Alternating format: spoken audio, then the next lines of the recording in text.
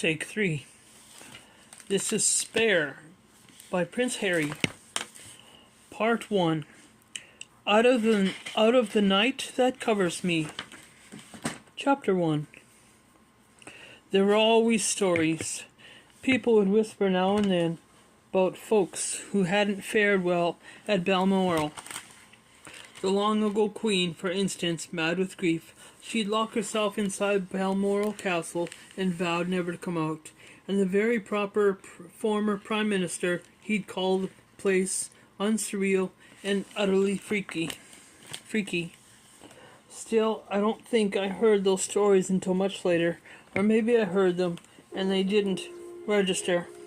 To me, Balmoral was always simply paradise, a cross between Disney World, and some sacred Druid grove.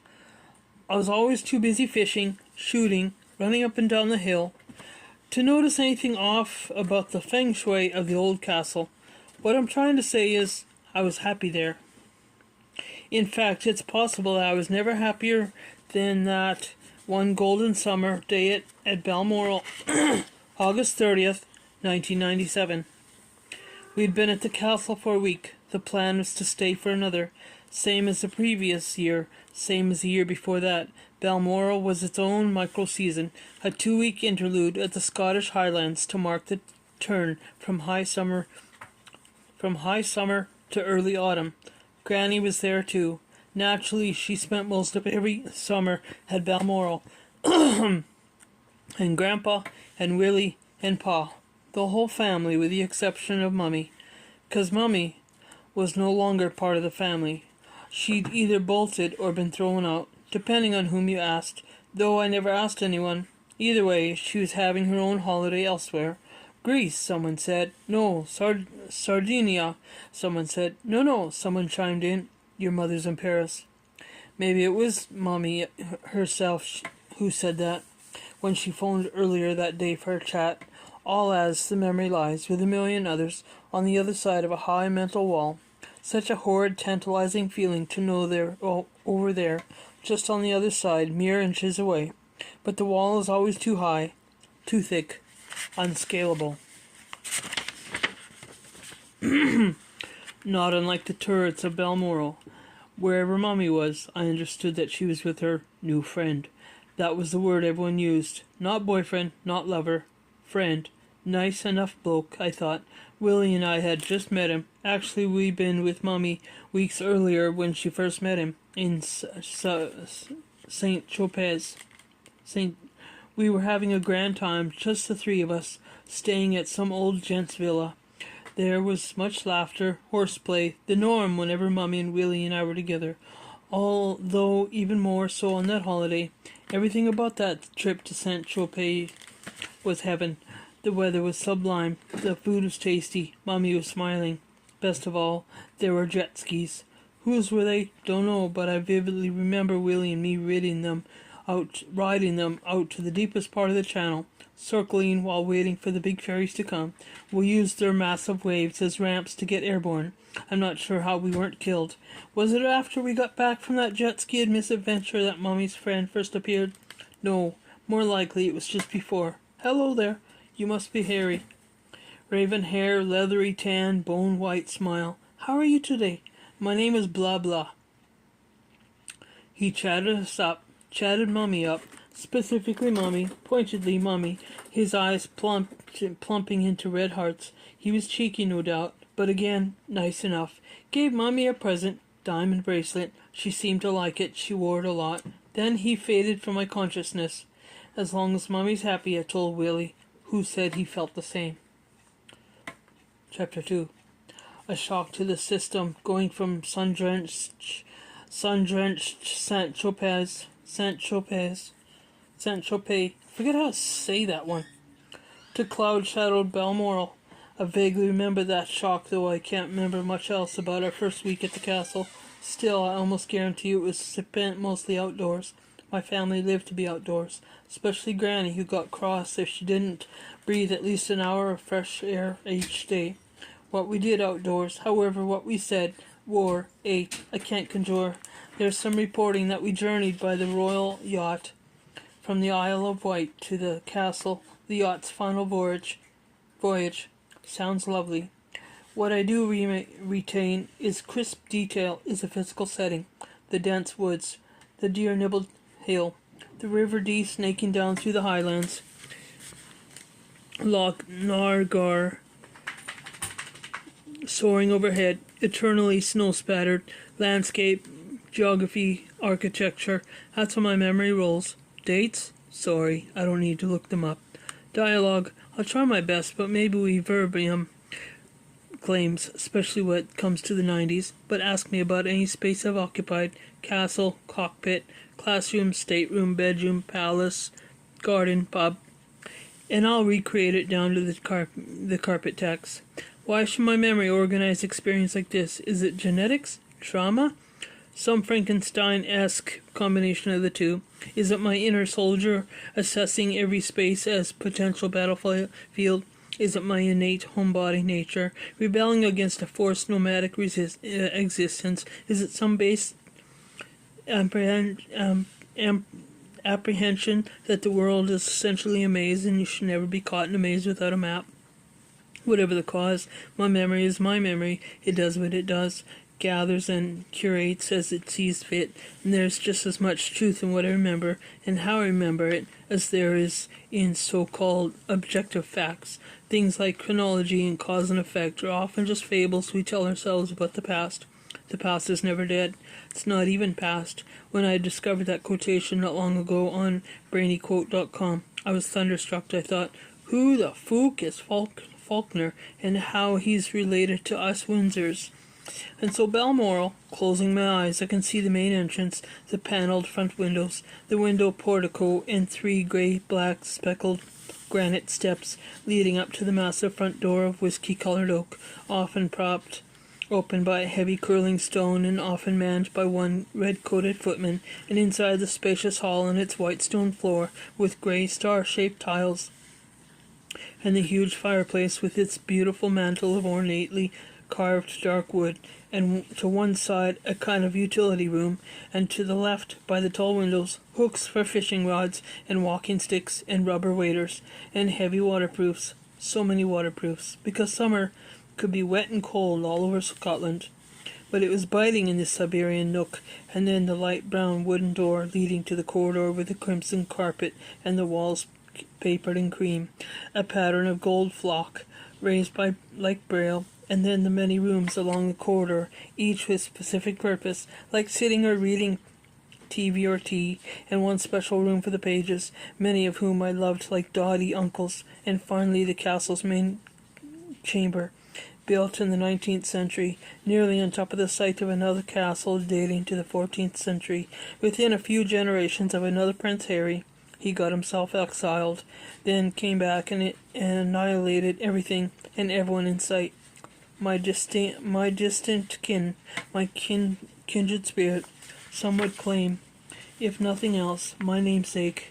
Born September 15th, 1984, I was christened Henry Charles Albert David of Wales, but from day one everyone called me Harry. In the heart of the main chamber was the grand staircase, sweeping, dramatic, seldom used. Whenever Granny headed up to her bedroom on the second floor, Corgis on her heels, she preferred the lift. The Corgis preferred it too. Near Granny's lift, through a pair of crimson saloon doors and a long of green tartan floor, was a smallish staircase with a heavy iron banister. It led up to the second floor, where stood a statue of Queen Victoria. I always bowed to her as I passed. Your Majesty? Willie did too. We'd been told to, but I have done it anyway. I found the grandmama of Europe hugely compelling, and not just because Granny loved her, nor because Pa once wanted to name me after her husband. Mommy blocked him. Victoria knew great love, soaring happiness, but in her life was essentially tragic. Her father, Prince Edward, Duke of Kent and Strathern, was said to be a sadist, sexually aroused by the sight of soldiers being horsewhipped, and her dear husband, Albert, died before her eyes. Also, during her long, lonely reign, she was shot at 8 times on 8 separate occasions by 7 different subjects. Not one bullet hit the mark. Nothing could bring Victoria down. Beyond Victoria's statue, things got tricky. Doors became identical. Rooms interlocked. Easy to get lost. Open the wrong door and you might burst in on Pa while his valet was helping him dress. Worse, you might blunder in on as he is doing his headstands, prescribed by his physio. These exercises were the only effective remedy for the constant pain in Pa's neck and back. Old polo injuries mostly. He performed them daily, in just a pair of boxers, propped against a door, hanging from a bar like a skilled acrobat. He set one little finger on the knob. You'd hear him begging from the other side. No, don't open. Please, God, don't open. Sorry. Balmoral had 50 bedrooms, one of which had been divided for me and Willie. Adults called it the nursery. Willie had the larger half with double bed, a good-sized basin, a cupboard with mirrored doors, a beautiful window looking down at the courtyard, the fountain, the bronze statue of a roe deer buck. My half of the room was far smaller, less luxurious. I never asked why. I didn't care, but also didn't need to ask. 2 years older than me. Willie was the heir, whereas I was the spare. This wasn't merely how the press referred to us, though it was definitely that. This was shorthand often used by Pa and Mommy and Grandpa, and even Granny. The heir and the spare. There is no judgment about it, but also no ambiguity. I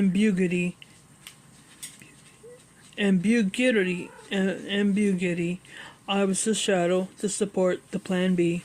I was brought into the world in case something happened to Willie.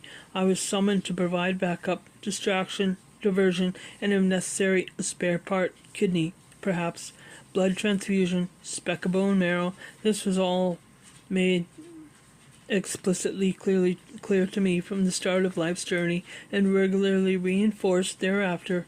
I was 20 the first time I heard the story of what Pa allegedly said to Mommy the day of my birth. Wonderful. Now you've given me an heir and a spare. My work is done. A joke, presumably. On the other hand, minutes after delivering this bit of high comedy, Pa said he had gone off to meet with his girlfriend. So, many a true word spoken in jest. I took no offense. I felt nothing about it anyway. Any of it. Succession was like the weather, or the positions of the planets, or the turn of the seasons. Who had the time to worry about things so unchangeable? Who would bother with being bothered by a fate etched in stone? Being a Windsor meant working out which truths were timeless, and then banishing them from your mind. It meant absorbing the basic parameters of one's identity, knowing by instinct who you were, which was forever a byproduct of who you weren't. I wasn't Granny. I wasn't Pa. I wasn't Willie. I was third in line behind them.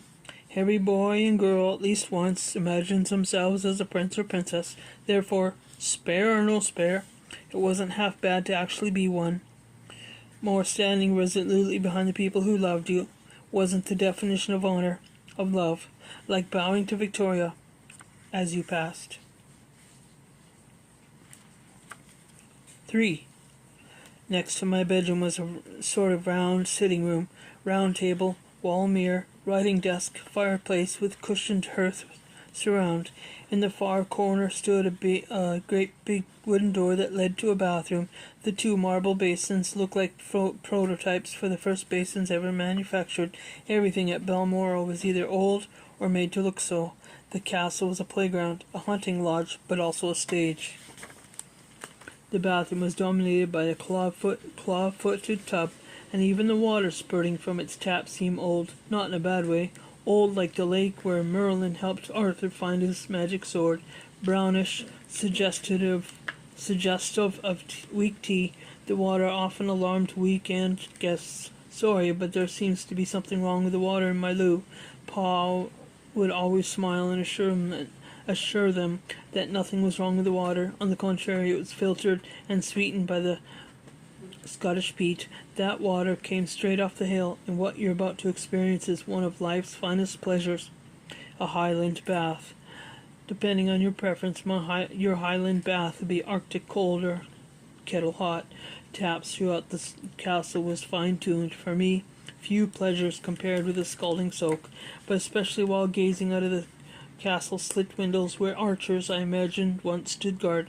I'd look up at the starry sky or down at the walled gardens, picture myself floating over the great lawn, smooth and green as a snooker table, thanks to a battalion of gardeners. The lawn was so perfect, every blade of grass so precisely mown. Willie and I felt guilty about walking across it, let alone riding our bikes, but we did it anyway, all the time. Once we chased our cousin across the lawn. We were on quads, the cousin was on a go-kart. It was all fun and games until she crashed head-on into a green lamppost. Crazy fluke, the only lamppost within 1,000 miles. We shrieked with laughter, though the lamppost, which had recently been a tree in one of the nearby forests, snapped cleanly in two and fell on top of her. She was lucky not to be seriously hurt. On August 31st, 1997, I didn't spend a lot of time looking at that lawn. Both Willie and I hurried to our evening baths, jumped into our pajamas, settled eagerly in front of the TV. Footmen arrived, carrying trays covered with plates, each topped with a silver dome. The footmen set the trays on top of the wooden stands, then joked with us, they always did, before wishing us bon appetit.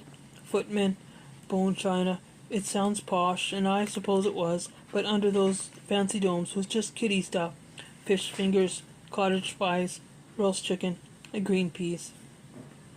Mabel, our nanny, who'd once been Pa's nanny, joined us. As we all stuffed our faces, we heard Pa padding past in his slippers, coming from his bath. He was carrying his wireless, which is what he called the portable CD player, on which he liked to listen to his storybooks while soaking. He was like clockwork. When we heard him in the hall, we knew it was close to 8. A half hour later, we picked up the first sounds of the adults beginning their evening migration downstairs, then the first bleedy notes of the accompanying bagpipes. For the first 2 hours, the adults would be held captive in the dinner dungeon, forced to sit around the long table, forced to squint at each other in the dim gloom of candelabra designed by Prince Albert, forced to remain ramrod straight before the china plates and crystal goblets, placed with mathematical precision by staff who used tape measures, forced to peek at quail eggs in turbot, forced to make idle chit-chat while stuffed into their fancied kit, black tie, hard black shoes, maybe even kilts. I thought, what hell being an adult. Pa stopped by on his way to dinner. He was running late, but he made a show of lifting his silver dome. Yum, wish I was having that. And taking a long sniff. He was always sniffing things, food, roses, our hair. He must have been a bloodhound in another life. Maybe he took all those long sniffs because it was hard to smell anything over his personal scent. Ooh, sauvage. He'd slather the stuff on his cheeks, his neck, his shirt, flowery with a hint of something harsh, like pepper or gunpowder. It was made in Paris, said so on the bottle, which made me think of Mummy. Yes, Harry, Mommy's in Paris. Their divorce became final exactly 1 year before, almost to the day. Be good, boys. We will, Pa. Don't stay up too late. He left. His scent remained. Willie and I finished dinner, watched some more TV, then got up to our typical pre-bedtime hijinks. We perched on top step of side staircase and eavesdropped on the adults, hoping to hear a naughty word or story. We ran up and down the long corridors under the watchful eyes of dozens of dead stagheads. At some point we bumped into Granny's Piper, rumpled, pear-shaped, with wild eyebrows and a tweed kilt.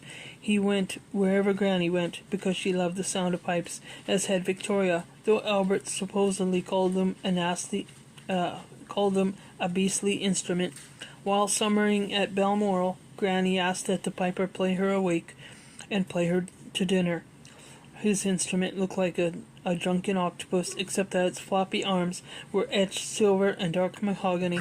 We'd seen the thing before, many times, but that night he offered to let it hold it. Try it. Really. Go on. We couldn't get anything out of the pipes but a few piddly squeaks. We just didn't have the puff. The piper, however, had a chest the size of a whiskey barrel. He made it moan and scream. We thanked him for the lesson and bade him good night, then took ourselves back to the nursery, where Mabel monitored the brushing of teeth and the washing of faces, then to bed. My bed was tall. I had to jump to get into it, after which I rolled down into its sunken center. Felt like climbing onto a bookcase, then tumbling into a slit trench. The bedding was clean, crisp, various shades of white, alabaster sheets, cream blankets, eggshell quilts, much of it stamped with E.R. Elizabeth Regina. Everything was pulled tight as a snare drum, so expertly smooth that you could easily spot the centuries' worth of patched holes and tears. I pulled the sheets and covers to my chin because I didn't like the dark. No, not true. I loathed the dark. Mommy did too. She told me so. I'd inherited this from her, I thought, along with her nose, her blue eyes, her love of people, her hatred of smugness and fakery in all things posh. I could see myself under those covers, staring into the dark, listening to the clicking insects and hooty owls. Did I imagine shapes sliding along the walls? Did I stare at the bar of light along the floor, which was always there? Because I always insisted on the door being open a crack. How much time elapsed before I dropped off? In other words, how much of my childhood remained and how much did I cherish it, savor it, before groggily becoming aware of... Pa? He was standing at the end of the bed, looking down. His white dressing gown made him seem like a ghost in a play. Yes, darling boy. He gave a half smile, averted his gaze. The room wasn't dark anymore. Wasn't light either. Strange, in-between shade, almost brownish, almost like the water in the ancient tub. He looked at me in a funny way, a way he never looked at me before, with fear. What is it, Pa? He sat down on the edge of the bed, took a hand on my knee. Darling boy, Mommy's been in a car accident. I remember thinking, crash? Okay, but she's all right, yes? I vividly remember that thought flashing through my mind, and I remember waiting patiently for Pa to confirm that indeed Mommy was all right, and I remember him not doing that. There was then a shift internally. I began silently pleading with Pa or God or both. No, no, no. Pa looked down in the folds of the old quilts and blankets and sheets. There were complications. Mommy was quite badly injured and taken to the hospital, darling boy. He always called me darling boy, but he was saying it quite a lot now.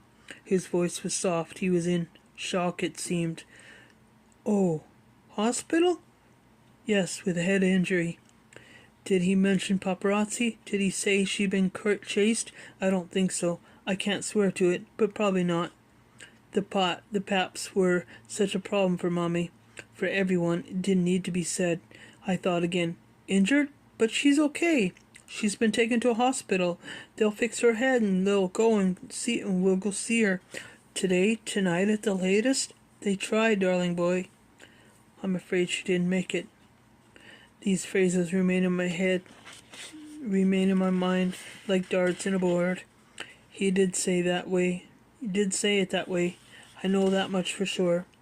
She didn't make it. And then everything seemed to come to a stop. That's not right. Not seemed. Nothing at all seemed. Everything distinctly, certainly, irrevocably came to a stop. None of what I said to him that remains in my memory. It's possible that I didn't say anything. What I do remember with startling clarity is that I didn't cry. Not one tear. Pa didn't hug me. He wasn't great at showing emotions under normal circumstances. How could he be expected to show them in such a crisis? But his hand did fall once more on my knee, and he said, It's going to be okay. That was quite a lot for him. Fatherly, hopeful, kind, so very untrue. He stood and left. I don't recall how I knew he'd already been in the other room, that he'd already told Willie, but I knew. I lay there or sat there. I didn't get up. I didn't bathe, didn't pee, didn't get dressed, didn't call out to Willie or Mabel. After decades of working to reconstruct that morning, I'd come to one inescapable conclusion. I must have remained in that room, saying nothing, seeing no one, until 9 a.m. sharp, when the piper began to play outside. I wish I could remember what he played, but it doesn't matter. With bagpipes, it's not the tune, it's the tone. Thousands of years old, bagpipes are built to amplify what's already in the heart. If you're feeling silly, bagpipes make you sillier. If you're angry, bagpipes bring your blood to a high boil. And if you're in grief, even if you're 12 years old and don't know you're in grief, maybe especially if you don't know, bagpipes can drive you mad. It was Sunday, so as always we went to church. Crathy Kirk, walls of granite, large roof of Scottish pine, stained glass windows, donated decades earlier by Victoria, perhaps to be atoned for the upset she caused in worshipping there. Something about the head of the Church of England worshipping in the Church of Scotland, it caused a stir, which I never understood. I've seen photographs of us going into the church that day, but they bring back no memories. Did the minister say anything? Did he make it worse? Did I listen to him or stare at the back of the pew and think about Mummy? On the way back to Balmoral, a 2-minute drive, it was suggested that we stop. People had been gathering all morning outside the front gates. Some had begun leaving things, stuffed animals, flowers, cards. Acknowledgement should be made. We pulled over, stepped out. I could see nothing but a matrix of colored dots, flowers and more flowers. Could hear nothing but a rhythmic clicking from across the road. The press. I reached for my father's hand for comfort, then cursed myself because that gesture set off an explosion of clicks. I'd given them exactly what they wanted. Emotion, drama, pain. They fired and fired and fired. Number 5. Hours later, Pa left for Paris, accompanied by Mummy's sisters, Aunt Sarah and Aunt Jane. They needed to learn more about the crash, someone said, and they needed to arrange for the return of Mummy's body. Body. People kept using that word. It was a punch in the throat and a bloody lie, 'cause Mummy wasn't dead. That was my sudden insight with nothing to do but roam the castle and talk to myself. A suspicion took hold, which then became a firm belief.